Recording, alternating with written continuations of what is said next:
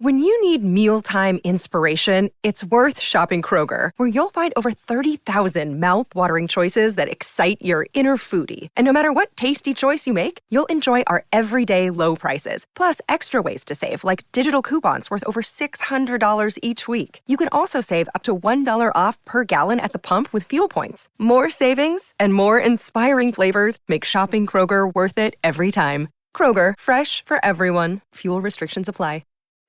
Hi listeners, I'm Carolina. And I'm Tessa, and together we are Femme Regard Podcast. Femme. We are a show dedicated to educating and entertaining underdeveloped filmmakers and film enthusiasts alike. We love sharing our experiences as filmmakers, what we've learned and what we've gone through. And we love bringing on professional industry guests. We want our listeners to learn from the best and get an honest account of the biz. So come join the Femme Fam and give us a listen every Friday. Streaming on all the major podcast platforms, including YouTube and our website, femregard.com, and of course, the Geekscape Network. Hey, it's Kaylee Cuoco for Priceline. Ready to go to your happy place for a happy price? Well, why didn't you say so? Just download the Priceline app right now and save up to 60% on hotels. So whether it's Cousin Kevin's Kazoo Concert in Kansas City, go Kevin, or Becky's Bachelorette Bash in Bermuda, you never have to miss a trip ever again. So download the Priceline app today. Your savings are waiting. Go to your happy place for a happy price. Go to your happy price, Priceline. Hello, Horror Movie Night. Kyle here. Again, you don't see me on this sort of extra feed all that much, but hopefully you'll see more. Hopefully I'll be bringing cool stuff for you to listen to. And today, I'm really excited to bring on filmmaker and festival programmer Paul Hibbard, who is the programmer at Hysteria Fest, which is happening June 27th through the 30th in St. Louis. So, Paul, say hello. Hello, everybody, and hi, Kyle. Thank you for having me on. Yeah, absolutely. Well, Hysteria Fest is relatively new, but is, in my eyes, causing a big splash. We had The Woodsman and your film, Some Visitors, on the same sort of festival circuit in 2022. 22, right? yeah. Yeah. And Hysteria Fest seemed to stem from that, maybe? Like, tell me a little bit about where Hysteria Fest came from for you. It was completely an accidental film festival. It wasn't my goal to run a film festival. At first, I just wanted to be a filmmaker, and I made this movie called Some Visitors. It had played at some pretty big festivals, so there was some buzz going around in St. Louis about it, and I had a pick of where I wanted it to play, and I just didn't feel comfortable with some of the festivals. I didn't feel like there was a festival in St. Louis that was suited for a film like that. And so I went to this theater called Arcadon, which is the home of Hysteria Fest. They agreed to let me play it. I was like, the film's only like 20 something minutes long. Can I just grab some other films from the festival circuit that's playing alongside my movie? And that's how I came upon your film. That's how I came upon some other great movies. And I started asking people, and I was like, hey, can I play this before my movie? And people were like, yeah. And then it was just one filmmaker's like, oh, yeah, it's like a film festival, right? And I was like, I guess so. I guess this is a film festival. So the very last thing that I did was come up with the title Hysteria Fest. We did it in October of 2022, and it was so much fun. I like being a filmmaker to a degree. There's a lot of stress. Sometimes filmmaking stresses me out to a part where it's a love-hate relationship. What do you mean? But it's like, being a yoga teacher, right? It's super chill. Yeah. Before Some Visitors, I would make a movie every year. But since I've been doing my festival, I only made a film this year, 2024. I took 3 years off because I was so happy with my festival.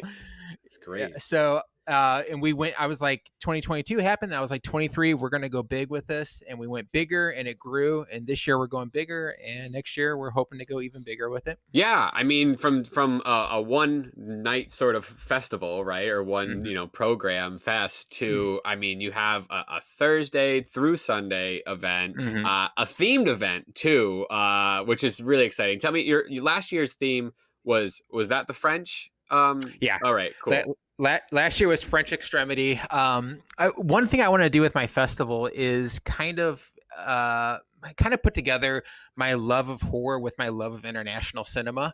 Nice. And a lot of that those films for me, because this was a time where I became sort of a formidable horror lover, was during the aughts, like during the mid 2000s, where there was a time where I thought maybe American horror was a little bit weaker, and there was some amazing stuff coming out of international horror, and that's where the French Extremity exploded. So that's where movies like Martyrs and Inside came from, and a lot of those movies just really made an impression on me, and I wanted to kind of showcase them, and I wanted to, like I said, combine my love of horror and international cinema. And so every year we focus on a new country, a new movement, or a new region. And last year we did French Extremity, and this year we are doing Scandinavian cinema. Yes, yeah. So like I've envisioned Hysteria Fest almost like a shopping mall where it has some anchor stores, right? So you've brought in this theme that has some anchor features. You want to go give a quick rundown of just like what those anchors are, and then we'll dive into the programming. That's cool. Sure. Yeah, so every year also that theme, that kind of focal area, it's going to be the opening night and closing night. Cool. So essentially, just to give you an idea, it's two like famous films from a focal region, and then in between, it kind of works more just like a normal genre festival would work. So this year, we're starting the festival off with, this is a film that kind of like, I think shows what I'm doing at the festival, where it kind of bends the rules of genre and it gets a little more into the international side. But we're starting the film off with Lars von Trier's Dogville, which is one of my favorite movies. Again, one of those movies that came out in the mid 2000s that I watched, and I was like, it's crazy that other countries are making movies like this. Yeah, so I've never seen Dogville. It's got me excited to check it out because von Trier he's so singular. Everybody has a particular opinion or feeling about him, or they've never heard him at all, right? Like there's no gray area. So I feel like takes me a few years to dig in to another one of the films, as I go kind of further back. So Dogville's a blind spot for me, but I'm going to check it out for the fest. It was hard picking one from him too, because I do love Dogville, but I love Breaking the Waves. I love so much of what he does. So I settled on Dogville. I thought along with it just being one of my favorites, I thought it'd be more accessible because Nicole Kidman's in it. But even though it's kind of like his, I guess, most mainstream in terms of cast in a way, it's still, I think, one of his most daring films, one of his most subversive films. And it is a movie I am so excited to play in front of a crowd. Yeah, that's going to be a great way to kick off the fest. And then then you're ending with a particular favorite of mine. You're ending with Let the Right One In. Yes. A fantastic way to close the fest too. What were your feelings about that, picking that for the close? I love Let the Right One In. It is one of my favorite horror movies from that period. It's a little bit different than anything that we've programmed, because it's more of I would say, even though it's brilliant, it's a sweeter film. It's a film that's a little more romantic. And I feel like that would be a good way to ease people out of the festival. A lot of the stuff, like the whole festival itself, I'm kind of coming along with as I do this, like I'm making up the rules as I come along. And last year we ended with Martyrs, and Martyrs is quite an explosion. And like Martyrs is the kind of movie where it's like you play it, then afterwards I'm like, hey everybody, thanks for coming out. You just watched the most disturbing movie you've ever seen. So I thought maybe this year it would be better to ease people out a little bit more. And for that, I picked Let the Right One In. Very nice. Very nice. No, it's very cool. I love that you are doing this focus on international, not just previous films, but you are bringing international shorts into the festival, which is super exciting. There's not a lot of other festivals, I feel, that are doing that here in the States. Sounds like it was very much a goal of yours and something that'll continue. Yeah, it was a goal. I didn't know if it would be possible for a while, because we're a new festival. And so, I love international film festivals. I love things, like St. Louis International Film Festival is one I go to here. And the way they program shorts and features by region is something that I've always wanted to do. I was like, I would love to put these pieces of this puzzle together. And I didn't think I would be able to do it. But this year we exploded so much in submissions. And there was about a week before the deadline when I had 80 minutes of Spanish language shorts. And I was like, please, but I want to fill as much as I can. I'm trying to get to 95. And I'm like, please, somebody send me 15 more minutes of Spanish language shorts that are good, that I want to show people. And last day I got one that was 18 minutes long. No way. And and so I put it on. I was like, please be good. Please be good. Yeah. And I hit play. And within like 2 minutes, I was like, this is excellent. This is excellent. I achieved my goal. That is awesome. Saves the fest. So, it saved. It made one of my objectives come through. Yeah. So we have that. We have an Asian block too. Yeah. That one's made up of a short feature. It's about 105 minutes long. Okay. It's called Echoes of the Shadows. It is directed by a longtime co-collaborator with Kiyoshi Kurosawa. Wow. He directed Pulse, which the guy who directs this movie worked on Pulse along with him. No way. Yeah. So this has played in Asia and I think it's played in Europe. This will be the North American premiere of this film. Oh, great. Which is awesome. That's so cool. Also it's like a sign I have a real festival that I get a premiere like that. Premiere. Yeah. Absolutely. Dude, that's huge. So I put a short from Korea and a short from Myanmar in front of it too. And that is that's a pretty excellent block. Yeah. That's on that's a Sunday. That kicks off Sunday, it looks like. Yep. And then you have, well, let me run it back because sure. Sunday looks you have the Spanish block, right? Is that the Spanish block on Sunday. So you're kicking off Dogville on Thursday, and then you're starting. You have two screens too. I want to mention this to everybody too. You have the inside screen, which is the bulk of the film program. But then you and I were talking outside. You're focusing on St. Louis as well. Yes, and that was another area, I presume. Yeah, and this is the first time we've done that. We tried to focus on it because one of the reasons that I created this festival is because I wasn't happy with some of the festivals in St. Louis and I wanted a home for my film. And so last year I was like, this is just an international film festival. But this year I decided that maybe my festival could be a place that changes culture in the St. Louis filmmaking scene altogether. So we're trying out an experiment where the screen number 2, which is the outside screen, will be playing nothing but local films, and then the international side will be all inside. Yeah, nice. That's great. I mean, that's you are doing it.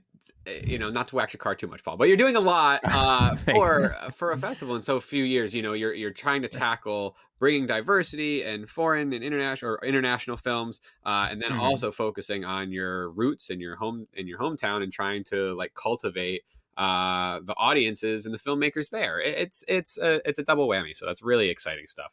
And Thanks, man. as a filmmaker whose roots are, I mean, everything starts local. Like if you don't have some sort of like, home team in some ways behind you, it makes things challenging. So like a festival that'll, support filmmakers from the area or have a block of shorts from, locals is always fantastic. It's where a lot of us cut our teeth. So it's really cool that you're providing that as well. Thanks, man. So anybody who is in that area and needs to check out some of the filmmakers in that area, make sure you check out that outside screen as well.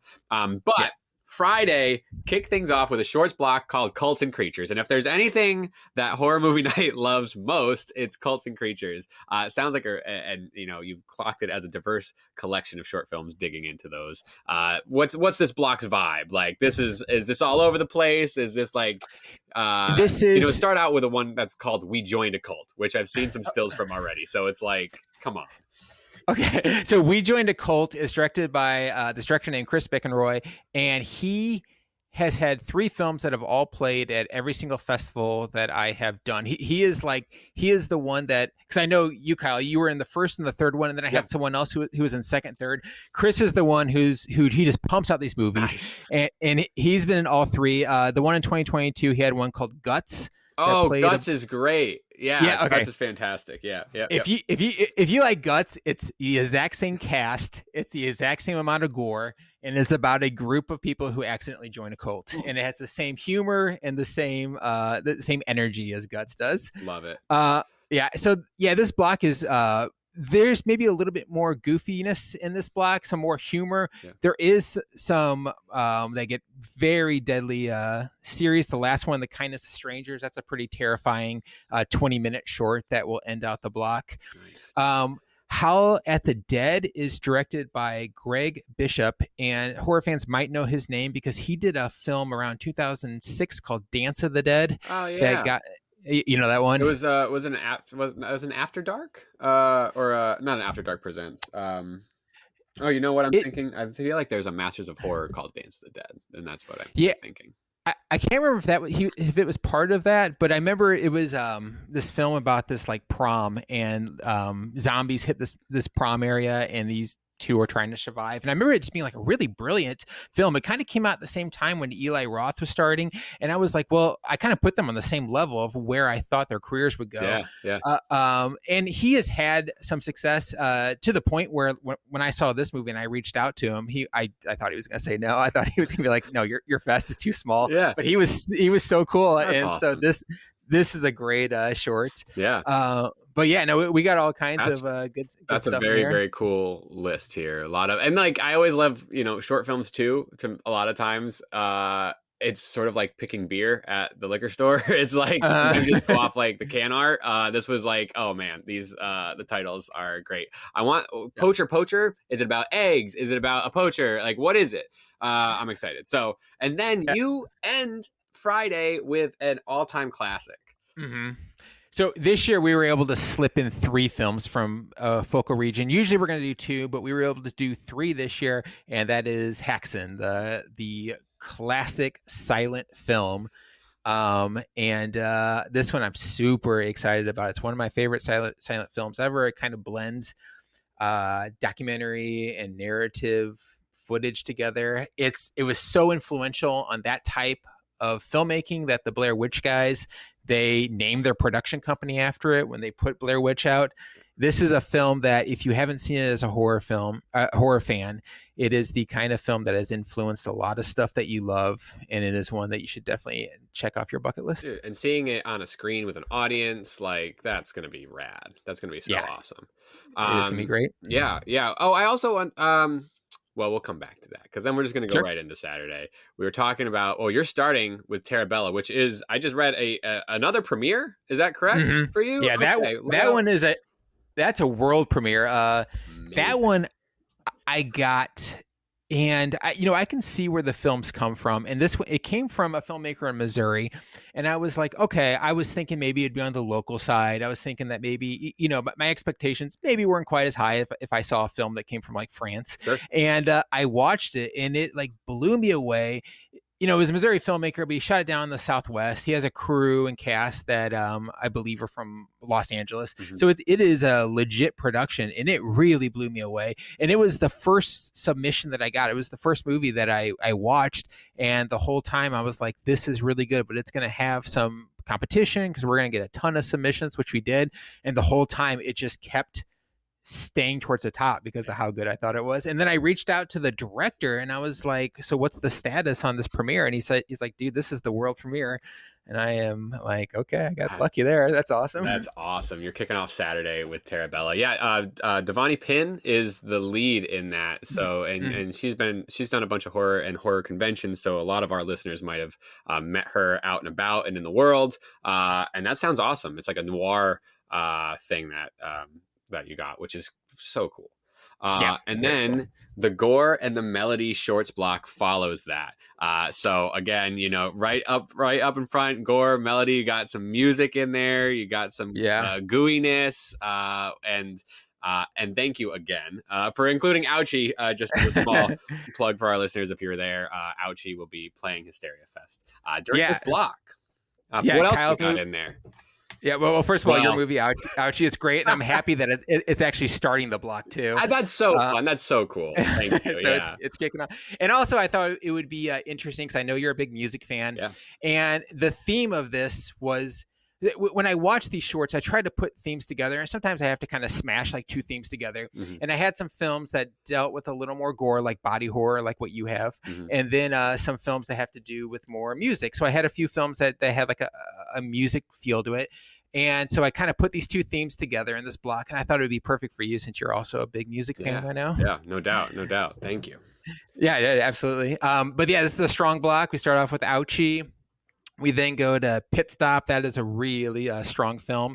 Pound for pound, there is nothing weak. There's a film called Lorelei towards the middle that started off strong and then just ends fantastic. I cannot emphasize how much people need to watch that. And then it ends with this film called Goodbye Channel 99, which is a 30-minute short film. So if you look at this block, it seems like there might be less films because this film takes up quite a lot of time. And it is this film that is made to feel like a bunch of stoners sometime in the 90s, 1999, I'm assuming because of the title. They're flipping around channels. They're hitting like music channels. And it just has this rotating playlist of music playing, and the film just gets incredibly trippy. It gives that feel of being high and just listening to the music and flipping through the channels. And I loved it when I got it, and I'm so happy to play it. That's awesome. That sounds amazing. Yeah. This I had recognized Pit Stop, and I had read the name Goodbye Channel 99. I don't know why I had seen it otherwise, but I didn't know about it, and that sounds rad. That sounds awesome. No, so very cool awesome block in the Saturday. That's going to get people hyped because then you lead into another feature. So really great organized here. Feature, shorts, feature. We're talking Sorry, We're Dead. Sorry, We're Dead. Now, what's interesting about this is probably the least horror, even despite the title sounds pretty horror-ish. This is actually the least horror film that we have playing. When it was sent to me, I can see some of the other festivals, as long as the filmmaker puts it, that it got into. And all the festivals this got into were either international film festivals or like comedy festivals. And he messaged me and he was like, hey, we've had success with the international and comedy side. I just want to take a random shot at a horror festival. And he was like, your festival seems like it's more inclusive of like genre adjacent stuff. So he was like, I want to take a shot at it. I put it on. Immediately, I was like, yeah, this doesn't really feel like a horror, but I was rolling. It is so funny. Yeah. It is so well done. It's about a filmmaker who's stuck in doing odd jobs, public access stuff. And the film is just made to look like the mind of a filmmaker, where the way she sees things includes GoPro shots. It includes quick editing. It includes frames that move around, split screen, stuff like that. So the film is it feels like the mind of a filmmaker, how they see the world, and it's not done in any sort of grating way. It's done in a hilarious way. Yeah. And halfway through, I was like, "There's no way I'm not playing this. This sounds incredible." Awesome. Oh, I love that. And coming off of Goodbye Channel 99, those two things sound like they belong in the same world. Very fun. Very cool. Because then it sounds like it's going to get dark with the Demons and the Deception shorts block. Oh shit! And this is pretty solid. You got 1, 2, 3, 4, 5, 6, 7, 8, 9 films in this shorts block. Which then at 9 o'clock has another shorts block, or are those longer things? Do those sort of lead together? 9 o'clock is a feature called Young Blonde Stalked and Murdered, but that one is only an hour and 5 minutes. Gotcha. So I was able to put 2 20-minute shorts in front of it. Very cool. Okay, so this feels like it's a great long block with some longer stuff and then a feature at the end. But yeah, what are we looking at when we look at Demons and Deception? Okay, this one's probably our darkest block. There's a little bit of comedy in it, and it's going to hit pretty well because there's going to be a lot of darkness surrounding it. But for the most part, this is our darkest block. There's films like The Herring Girls, The Harvester, Per Sang. These are movies that have a lot to do with despair and more, I would say despair horror is how I would describe those. And Parasomnia is a pretty terrifying film that has some incredible practical effects in it. Nice. They have a demon that shows up in that. And, I watch so many of horror festival movies. When I can see it's leading up to a creature entering the film, I just sit there and be like, please pull it off. Please pull it off. Right. And this is one that they did an incredible job pulling it off. So I'm happy playing that. But yeah, so this is probably our darkest block and probably, I would say our scariest block. This is one that's probably just for the the horror fans who just really want to be terrified. Yeah, right dead center of this horror fest with the heavy darkness. Sounds good. And then you had Dead Crush, Good Girls Get Fed, and Young Blondes Stalked and Murdered ending out that night. Again, another outside screen that night, though, doing some other local stuff. Dolly, Zombie Resurrection, and Dark at the Top of the Stairs. Yep, that's all the local films. Yeah, nice. So you'll have you got options on Saturday, which is always daunting and exciting to have things to choose from. Yeah, that's fantastic. Sunday, we did talk about this Asian block already. Echoes of the Shadows. What were just the two shorts? Almost Love, Will You Come Up? Good lead-ins to Echoes of the Shadows. It sounds like. Yeah, very good lead-ins. Almost Love is from Myanmar. It is a film about sex workers, and it gets pretty dark, but it is great. Echoes of the Shadows is about sex worker too, so that's another theme that I kind of have going on in this feature short block. Will You Come Up is really interesting. It is this Korean film. It feels like early Bong Joon-ho. Like, it kind of has like that humor that he puts in a lot of his films, but some of his earliest films would really lean into that, to this point where you can see at the beginning of his career that he was leaning towards maybe becoming a comedic director.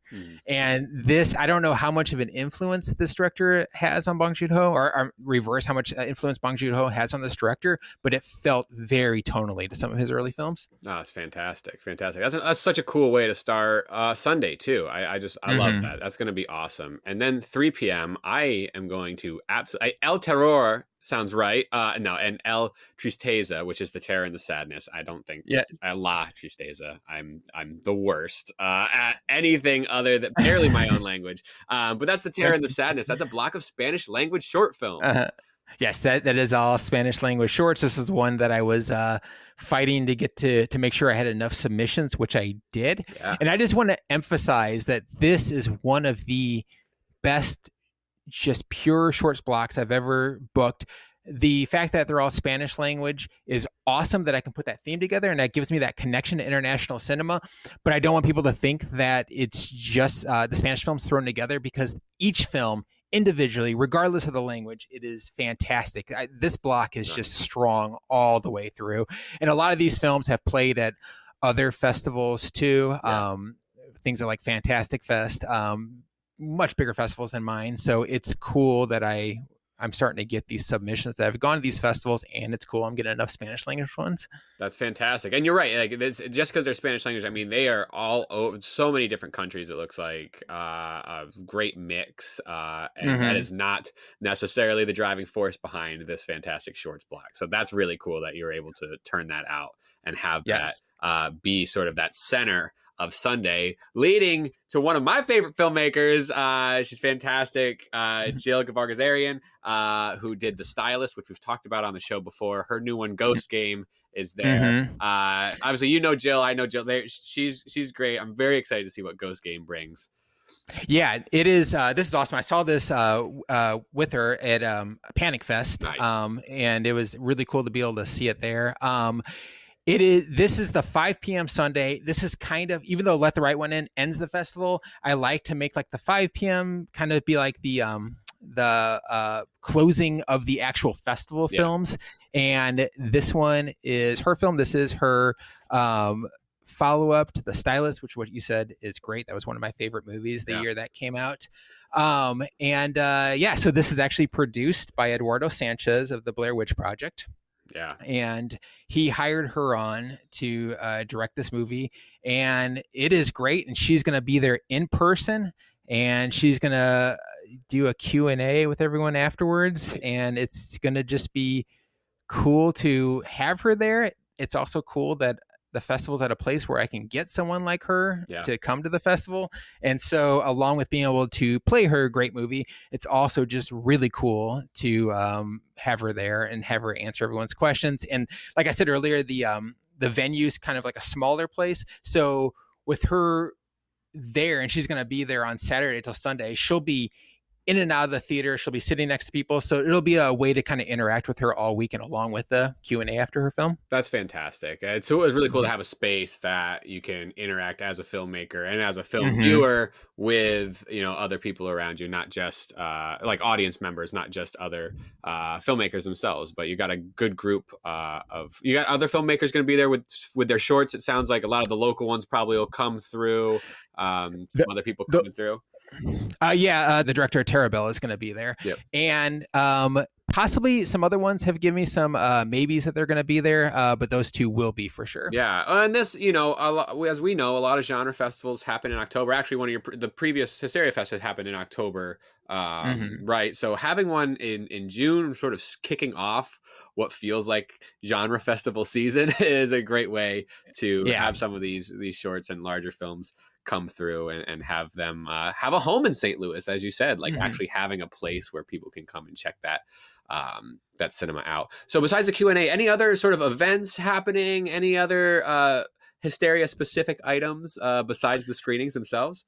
No, what I do when I do these festivals, I am just obsessed with film. So they give me the time slots and I fill it with nothing but movies. Do you have a reserved seat? Do you have a seat in the theater that's specifically for yours, or will you move around? I do have a seat for myself, but I was actually talking to the person who makes this festival with me, and I was like, I have a seat, but if we sell out, like is looking like it's going to happen, I will probably sell my seat to someone else, because like I have that like passion where, I want to be in the theater to watch the movies, but if I had to pick, I would rather someone else go in there and see what I booked. Yeah, and you're a good man. just hang out in the lobby. So scalper prices though, obviously, jack those up. Yeah, well, that's so fantastic that so yes, as you said, you're almost sold out, if not sold out by the time that this airs. You just put out the schedule as we're talking. We're going to get this episode out so that people can know about it, and if they can't make it to Hysteria itself, they can at least follow along, see the growth, and then also check out some of these films that we were talking about. But where can people what's the best way for people to keep up to date on Hysteria? The best way is just to follow us on Instagram at Hysteria Film Festival. We're also on Facebook, but we're better about updating Instagram than Facebook. We also have a website, hysteriafilmfest.com. And that would be a really good time to follow us because, like I said, this year, the festival is exploding. It is, it's getting bigger, and we're going to decide what to do in the future, which also includes possibly a mini festival in October. Nice. We're talking about that. We're talking about using, because I had so many submissions this year. There were some great submissions that I had to reject. Like it's so weird to reject movies I would be proud to have made myself. Right. And so we're already talking. We're like, some of these movies deserve to get played. So we're thinking about doing a second festival in October, a smaller one.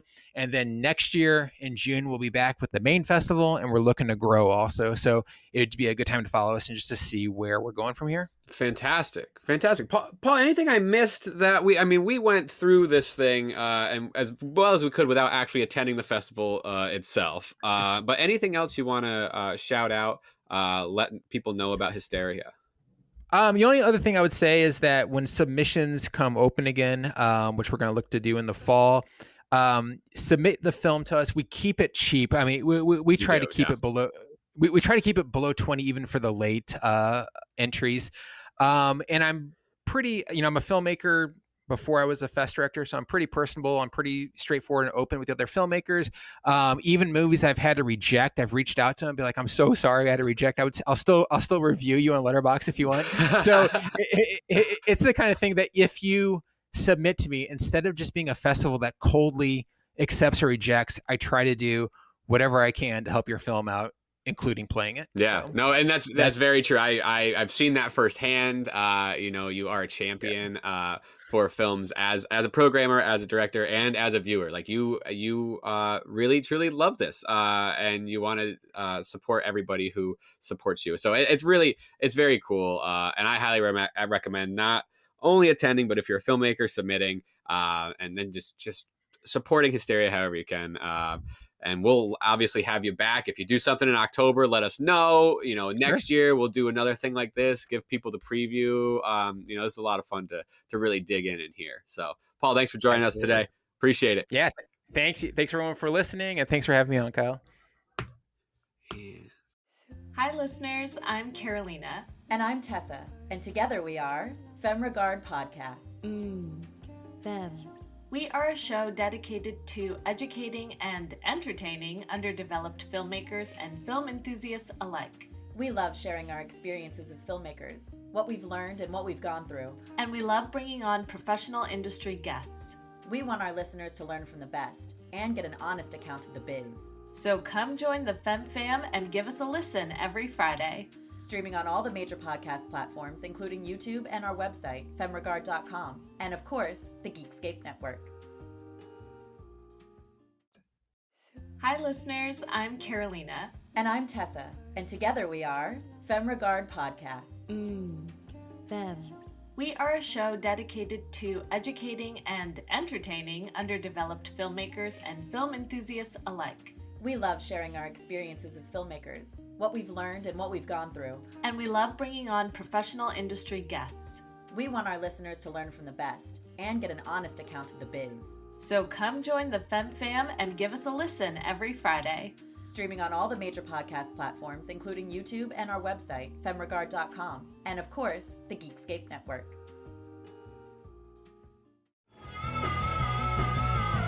You're listening to the Geekscape Network.